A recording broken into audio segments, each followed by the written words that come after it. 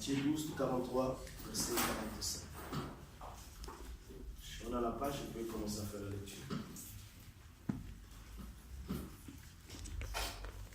J'ai lu la parole du Seigneur au nom de Jésus.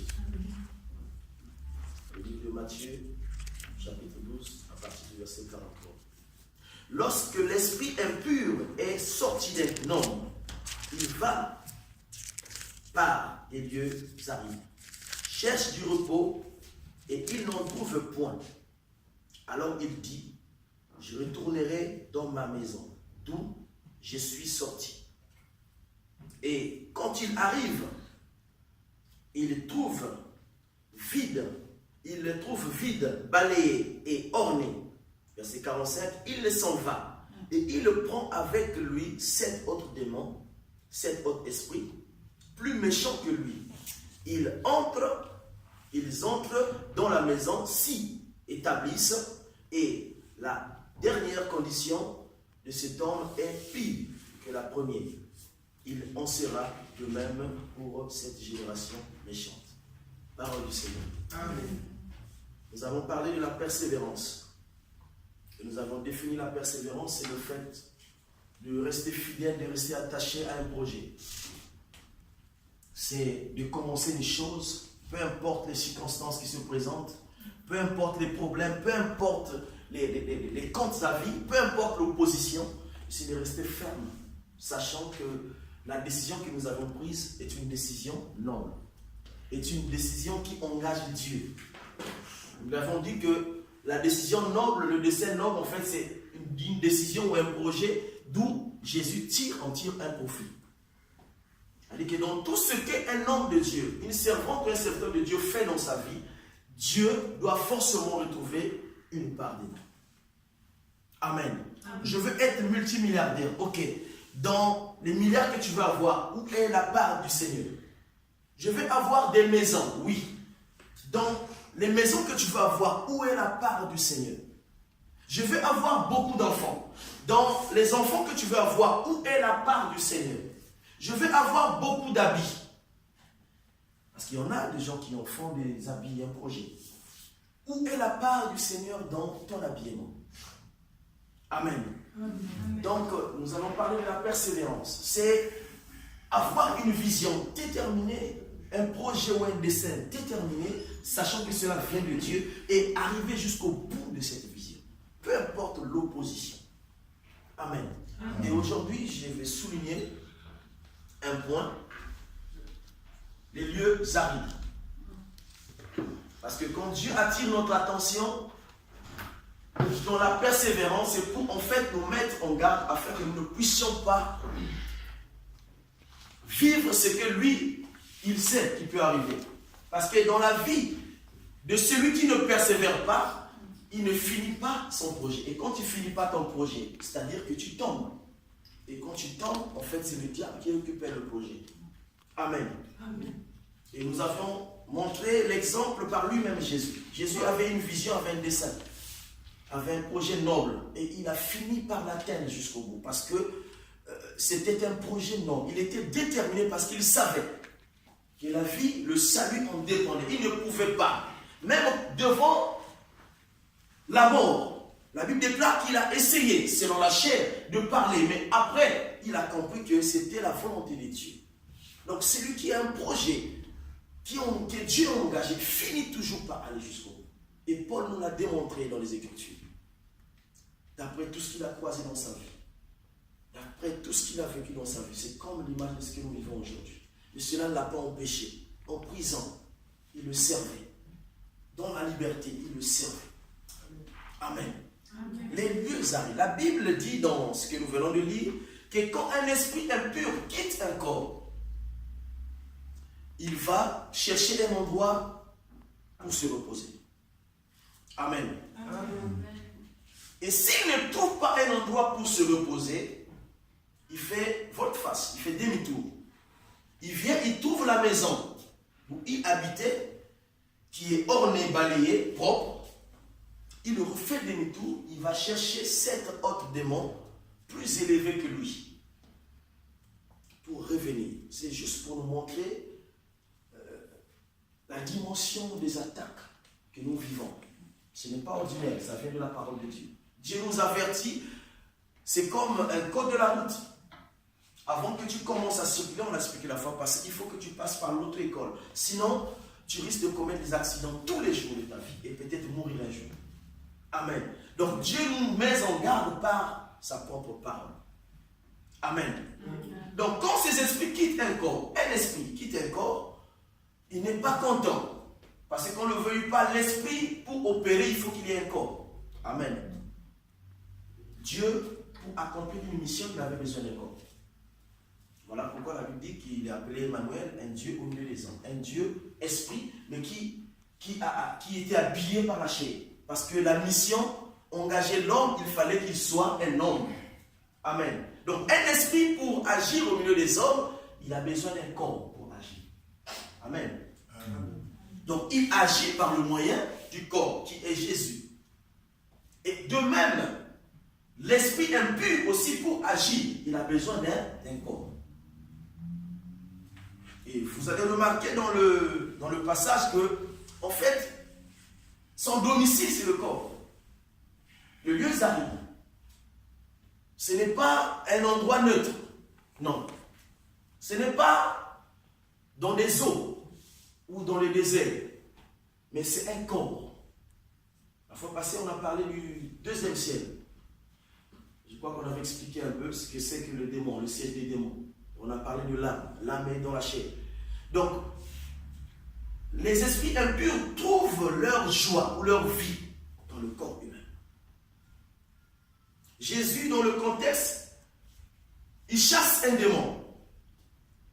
Ou il chasse des démons. Et les démons, quand ils sortent dans la vie d'une personne, ils cherchent où habiter. Nous avons l'exemple qu'on peut prendre du fou de Gadara. Le fou de Gadara était possédé. Mais quand les esprits voient Jésus, il se présente, l'esprit. Mais il dit qu'il n'est pas seul, ils sont nombreux. Mais connaissant la mission de Jésus, parce que Jésus était venu pour, on a parlé du salut. Il est venu pour libérer l'homme. Ça dit qu'il ne pouvait pas déposséder l'homme pour encore habiter l'homme. Voilà pourquoi lui-même il fait la proposition à Jésus, afin qu'on l'envoie. Alléluia. Amen. Dans le, comment on appelle ça? Dans les pourcents, voilà.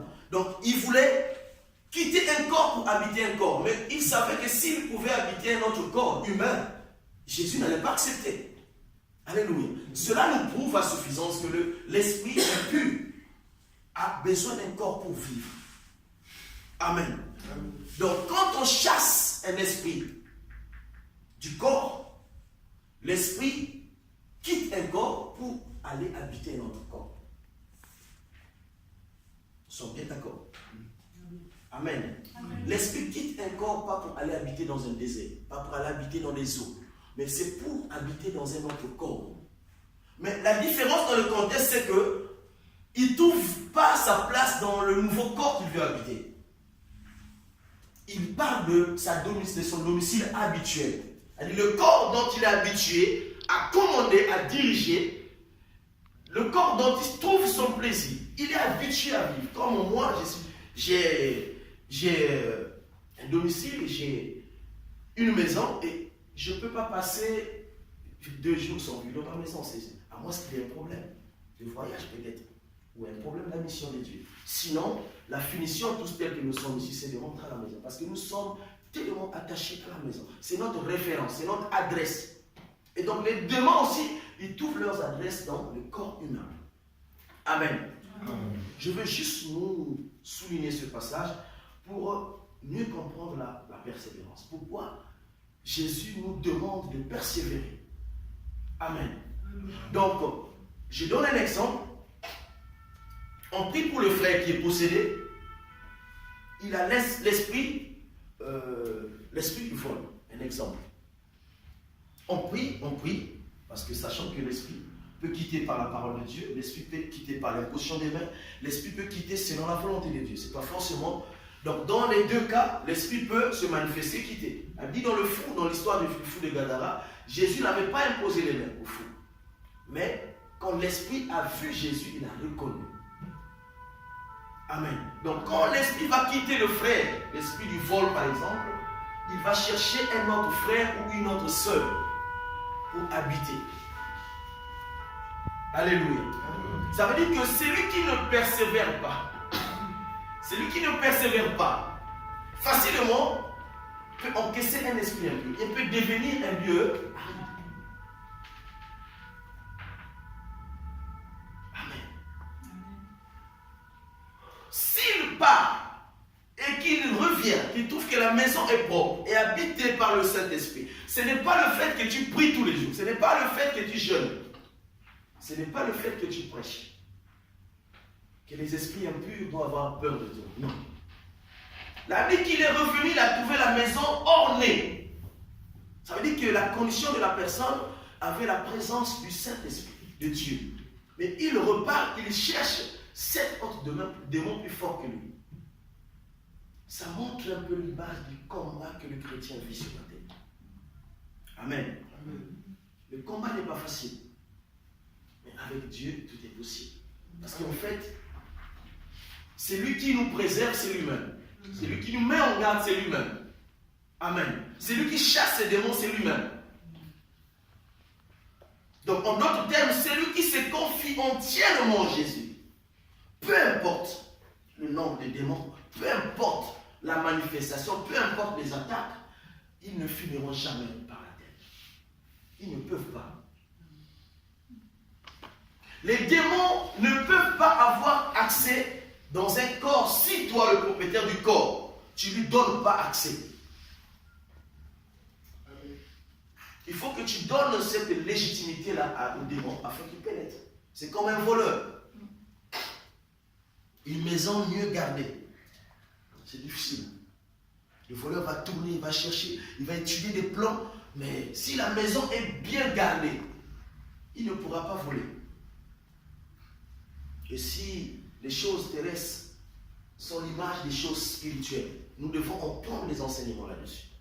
Quand une maison normale est bien protégée, le voleur ne peut pas voler. Même quand vous avez l'argent dans votre poche, si vous surveillez vos poches, peu importe les pickpockets dans le jam, ils ne peuvent pas voler. Parce que vous êtes vigilants.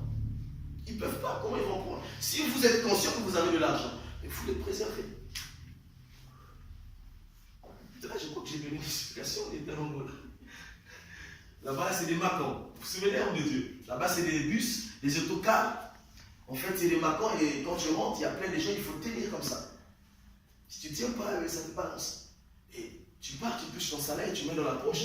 Tu ne peux pas être comme ça. C'est comme ça que les voleurs, en fait, ils déterminaient celui qui avait l'argent et celui qui n'avait pas l'argent. Je ne pouvais pas être comme ça, toujours comme ça. Préservé. Parce qu'ils sont tellement. C'est une étude qu'ils ont fait. En fait, ils font que ça toute la vie. Il y a des gens qui pensent que c'est de la magie. Ce n'est pas de la magie.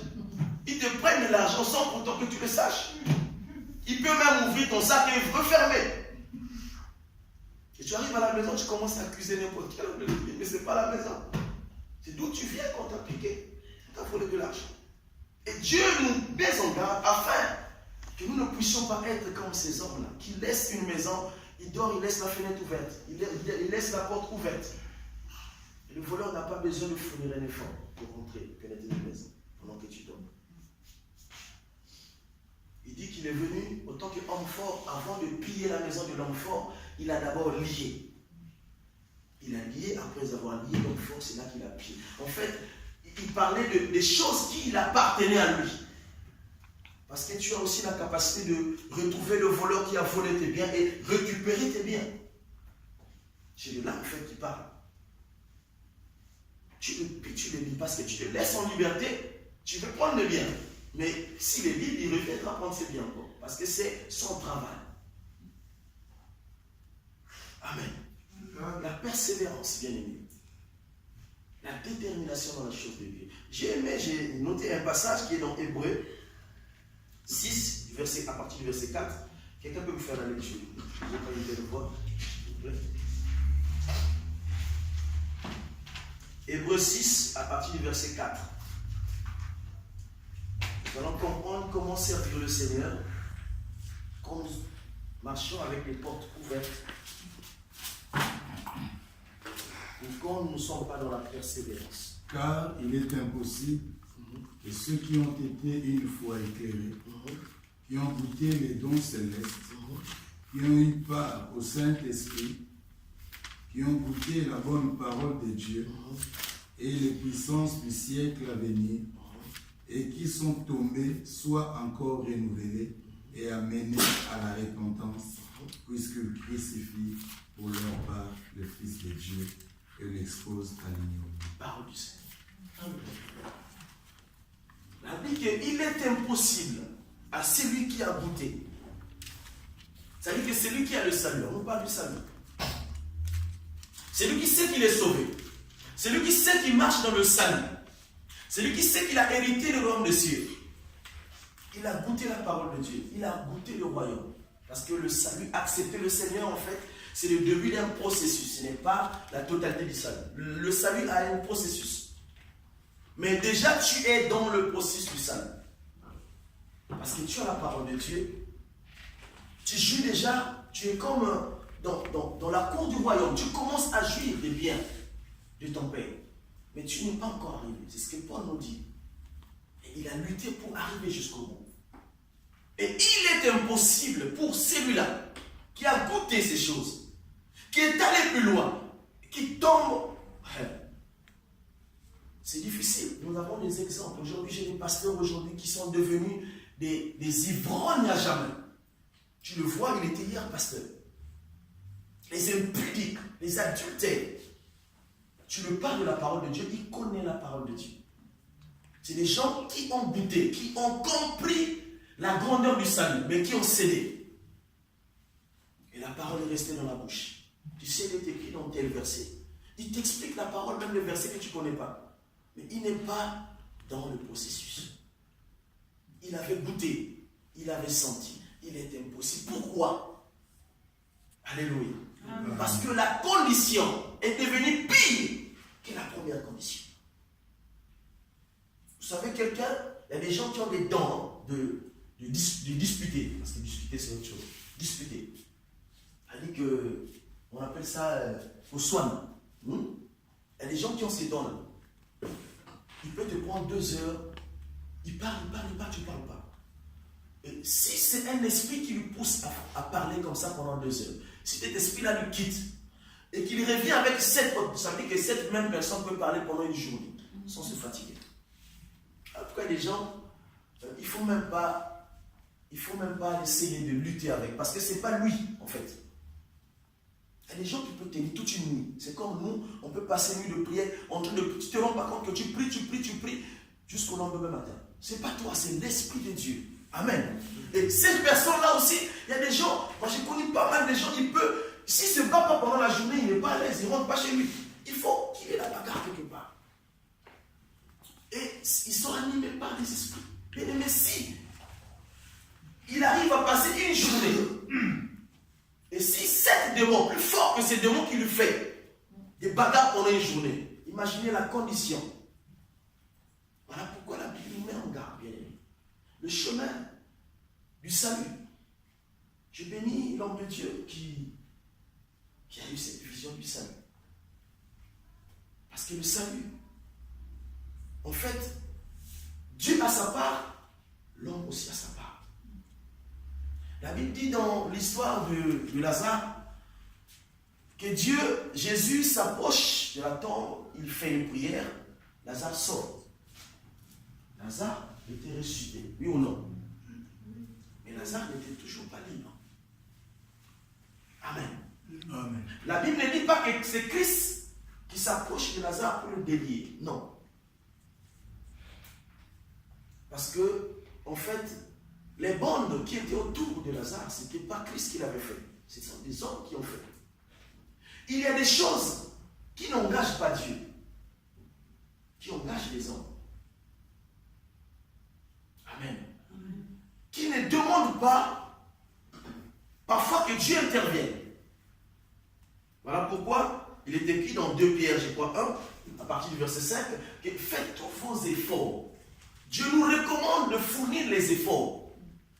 Il ne dit pas qu'il va travailler pour nous, mais il demande à l'homme, après être sauvé, après avoir reçu le salut, mais aussi de fournir un effort, afin de joindre sur la foi les éléments qui sont cités. Et à la fin, vous allez comprendre pourquoi. Amen. Dieu a sa part, l'homme a sa part. Dieu est venu sauver l'homme. L'homme est rentré dans le processus du salut. Il reste à l'homme. Et puis il fait la pensée. Moi je connais pas mal de gens comme ça. Il dit que son mari est sorti.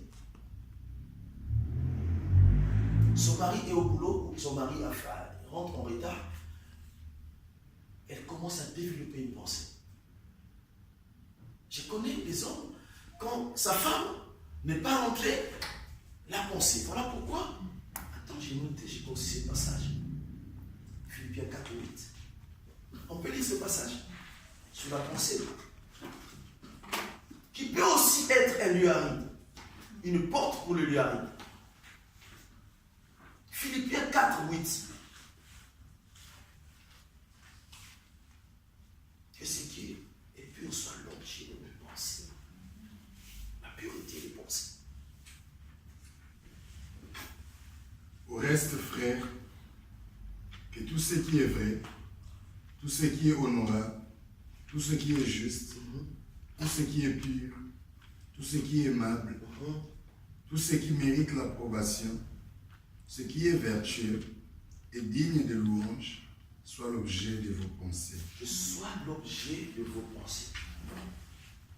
Parce que la pensée, en fait, c'est là qu'on forme le dessin. Dieu, avant de créer, il a une pensée. Si la pensée de Dieu était négative, le monde n'allait pas être ce que nous voyons aujourd'hui. Dieu a une pensée avant de développer cette pensée. Déjà, quand tu as une pensée sur quelqu'un, c'est comme ça souvent que ça arrive. Un tel a fait ceci, tu n'as aucune preuve. Parfois, tu peux laisser passer. Mais une autre personne vient te dire la même chose. Sans avoir la preuve, on commence à développer une pensée sur une sœur, sur un frère. J'ai connu quelqu'un qui était un oncle. Il avait perdu des sous. Il a cherché là où il avait mis ses sous. Il n'a pas retrouvé à la maison. Au bout de 30 minutes, il a cherché partout. Il n'a pas trouvé. Et il a commencé à accuser tout le monde à la maison. Et vous savez, quand vous habitez dans une maison qui n'appartient pas à votre père ou votre mère, c'est difficile. C'est-à-dire que quand il y a un cas comme ça, la personne qui se sent très mal à l'aise, c'est la personne qui est étrangère dans cette maison. Et cette personne étrangère, c'était moi. J'avais des problèmes des études, j'étais allé chez lui pour un moment. Et jamais il y avait une disparition d'argent. Et c'est des choses compliquées. Donc tu arrives dans un milieu, après au bout de 6 mois, et voilà, il y a une déclaration de perte. Ah, tu pries Seigneur, fais qu'il retrouve ça. Parce qu'on reconnaît que dans la maison, il n'y a pas de voleur. Et les soupçons commencent. Et quand toi tu viens d'arriver, on ne connaît pas vraiment comment tu es. Peut-être c'est toi. Vous savez, ça ne peut pas se dire comme ça. Mais tu lis dans l'intention des autres.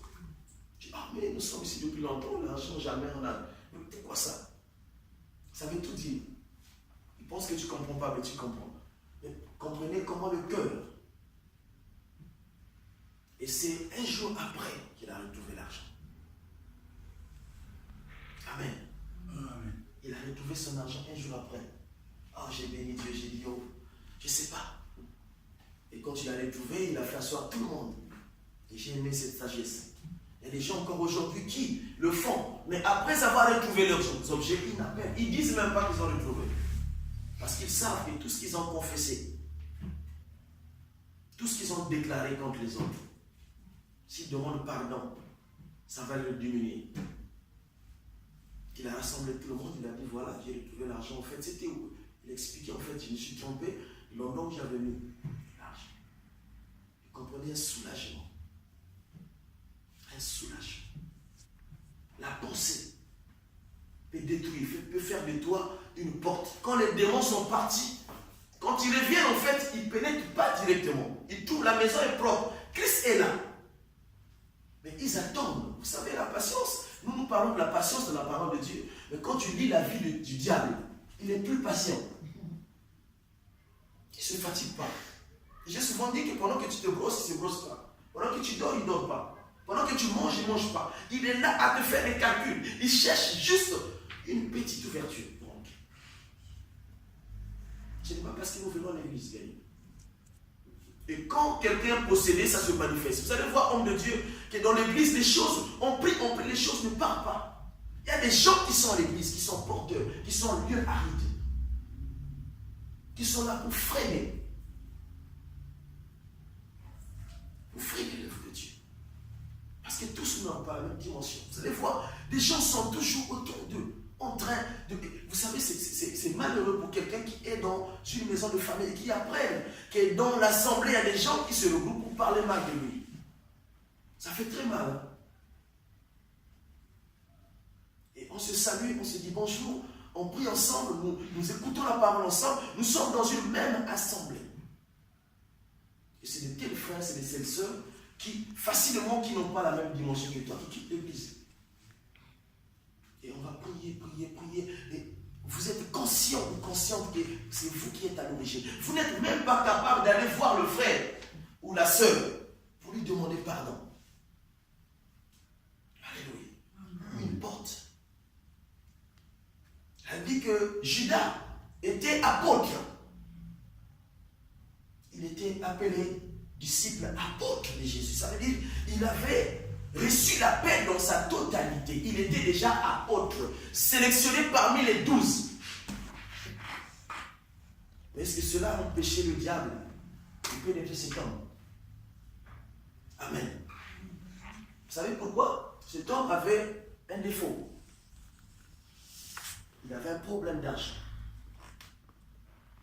Il aimait beaucoup l'argent. Quand vous lisez dans l'histoire de Marie, en fait, il pose une question, on appelle ça une question miroir. C'est-à-dire qu'il sait que ce qu'il dit, ce n'est pas pour le Seigneur, mais c'est pour lui. Comment peut-il gaspiller du parfum de la valeur? Est-ce qu'on ne peut pas garder ce parfum pour vendre et donner aux pauvres? Des mauvaises intentions. Et le diable a vu de loin, puisque la mission était que le diable pénètre un homme, afin de faire échouer pour lui. Et pour Dieu, c'était une victoire. Amen. Il a pénétré. Un homme de Dieu, un apôtre. Vous savez, l'apôtre, c'est ceux qui sont venus pour mettre de l'ordre, c'est-à-dire que mettre au bon point l'autel de Dieu. Les apôtres.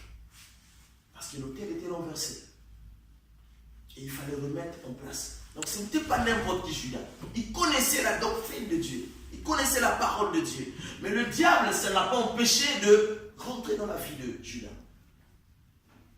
Alléluia. La persévérance. C'est aller jusqu'au bout. Et refuser ce qui n'appartient pas à Dieu. Alléluia. Car il est impossible. C'est ce que Paul a dit. À quoi ça sert à un homme de gagner ce monde et de perdre la vie éternelle? Parce qu'il avait goûté. Il a dit, j'ai goûté. Je ne trouve pas. Parce que c'était un mondain. Paul, il a goûté le monde. Il a fait tout ce qu'il fallait faire dans le monde. Mais quand il a goûté la chose de Dieu, il a dit non, il n'y a pas meilleur que dans la maison de Dieu. Il n'y a pas meilleur. Moi, je parle à un frère, je lui dis, mais tu t'imagines un peu, je l'ai exhorté, parce qu'il est toujours aujourd'hui, il n'a pas encore accepté le Seigneur. C'était un ami d'enfance. Je lui rappelais un peu comment nous étions déterminés quand on rentrait dans une boîte de nuit, quand on dansait, quand on buvait, quand on servait le diable. En fait, on servait le diable. J'ai dit, comment nous étions déterminés? Et pendant la même période, on nous parlait de Jésus, mais on n'essayait même pas d'écouter. Et maintenant que nous servons Jésus, pourquoi essayer de revenir dans les choses que tu avais déjà faites? Qu'est-ce que Dieu nous explique? C'est là que le diable a dit qu'il rôde tout autour. Il rôde, il tourne. 24 sur 24, il attend. Quand tu as une parole négative, il rentre, il pénètre. Dès que tu as une pensée négative, il rentre. Et il faut que tu sois un homme éveillé. Afin que tu ne lui laisses pas le temps de siéger. Parce que la Bible dit que quand il rentre, il siège en fait. Et quand il siège, vous savez, quelqu'un, quand il vient chez toi, il est debout. Il faut que tu lui donnes la place. Si tu ne lui donnes pas la place, la tendance serait quoi? C'est qu'il ne mettra pas du temps. Et tu peux lui demander de ressortir. Mais si quand la personne est assise, même toi, le propriétaire de la maison, pour lui demander de se relever, ce n'est pas facile. Même quand tu as une préoccupation. Amen. Donc, ne laissons pas, persévérons dans les choses de Dieu, afin de ne pas laisser l'opportunité. Amen. Les lieux arides, c'est le corps.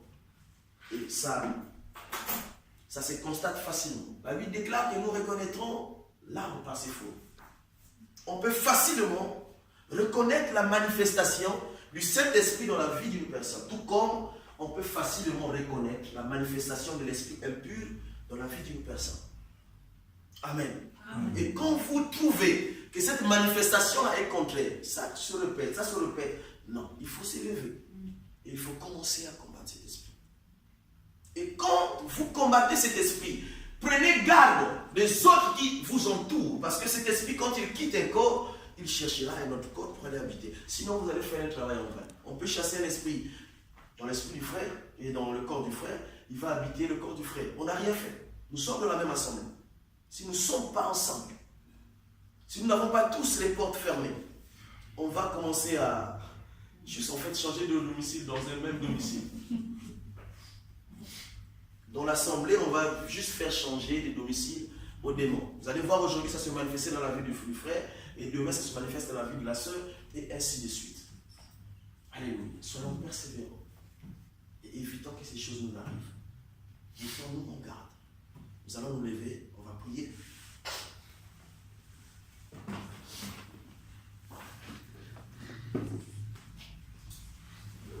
On va élever la voix et nous allons nous recommander auprès du Seigneur. Nous allons dire à Jésus afin que cette persévérance ne soit pas seulement un langage, ne soit pas seulement une parole, mais que cette persévérance soit une vie pour nous. Comme cet homme Paul l'a déclaré, non seulement qu'il a déclaré, mais il vivait dans la persévérance. Parce qu'il avait goûté, il avait touché. Parce qu'il savait qu'en abandonnant ces choses, il allait tomber. Et en tombant, il allait avoir une multitude de démons qui devaient le posséder. Et revenir dans la première condition devait être difficile. Voilà pourquoi il ne pouvait que persévérer jusqu'à la fin. Nous allons élever nos voix afin que Dieu, lui seul, qui est capable de nous donner cette force de persévérer dans la marche, que nous puissions persévérer afin d'arriver jusqu'au bout de notre salut au nom de Jésus. Merci Jésus. Merci Jésus. Pour ton nom élevé. Merci Jésus. Je ne veux pas être celui-là qui a goûté, qui a touché Jésus et qui se perd Jésus, Père éternel. Mais je veux être celui-là qui écoute ta parole, oh Dieu, et qui, comme met en garde toute sa maison, oh Dieu, afin que les esprits impurs ne puissent plus revenir, oh Dieu Tout-Puissant. Fermez toutes ces portes, oh Dieu Tout-Puissant, afin de persévérer, Jésus, dans ta marche, oh Dieu. Laisse que ton nom ce soir soit élevé, afin que tout un chacun prenne conscience, oh Dieu, de cette exhortation, Jésus, afin que nous puissions te servir, nous puissions faire de toi une priorité de servir Jésus. Restez attachés à toi, Jésus. Restez avec toi, au Père éternel, afin que ces portes ne soient pas ouvertes. Merci Jésus. Moi et ma maison, nous servirons le Seigneur, mon Dieu. Je veux qu'aucune porte, aucune fenêtre soit ouverte dans ma maison, mon Dieu.